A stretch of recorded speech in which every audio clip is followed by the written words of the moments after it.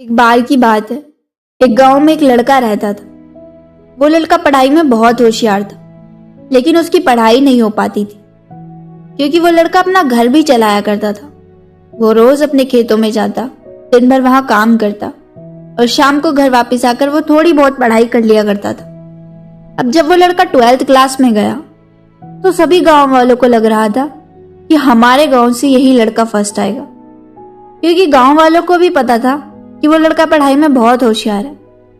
तो 12th का exam आया, लड़के ने एग्जाम दिया और जब 12th का रिजल्ट आया तो वो लड़का किसी कारण से एक सब्जेक्ट में फेल हो गया। जब गांव वालों को ये बात पता चली तो सारे गांव वाले उस लड़के को ताने देने लगे, उसका मजाक उड़ाने लगे। वो जब भी अपने घर से खेत की तरफ जाता तो उस रास्ते पर उसे जितने भी लोग मिलते वो सब उसे ताने देते रहते। अब वो लड़का लोगों के तानों से बहुत परेशान हो जाता है और ये बात वो अपने उस्ताद को बताता है कि उस्ताद जी, जब भी मैं अपने घर से खेत की तरफ जाता हूँ तो उस रास्ते पर मुझे जितने भी लोग मिलते हैं सब मेरा मजाक उड़ाते।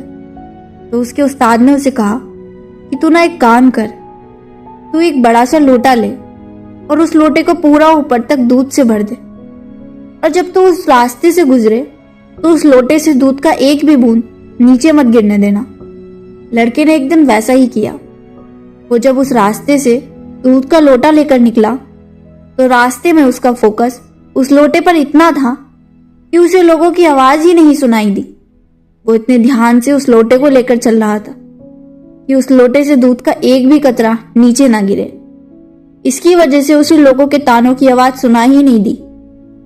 तो इस कहानी से हमें ये सीख मिलती है कि हमें अपने काम में इतना ढल जाना चाहिए, इतना फोकस अपने काम पर लगाओ कि बाकी की चीजों का आप पर कोई असर ही ना हो। लोगों की आवाजें, लोगों के ताने आपको सुनाई ही ना दें। जैसे कैमरा होता है जो सिर्फ अपने सब्जेक्ट पर फोकस करता है, बाकी सारी चीजों को ब्लर कर देता है। तो बस आपको भी इसी तरह अपने काम पर, अपने टारगेट पर फोकस करना है, बाकी चीजें तो अपने आप ब्लर हो जाएंगी। तो अगर आप इस कहानी को और भी लोगों तक पहुंचाना चाहते हो तो इस वीडियो को लाइक करिए ताकि YouTube इस वीडियो को और भी लोगों तक पहुंचाए। और अगर हमारी कहानी अच्छी लगी हो तो हमारे चैनल को सब्सक्राइब जरूर करिए। मिलती हूँ अगली वीडियो में इसी तरह की कहानी के साथ। तो सब्र करो, शुक्र करो और जिंदगी में आगे बढ़ो।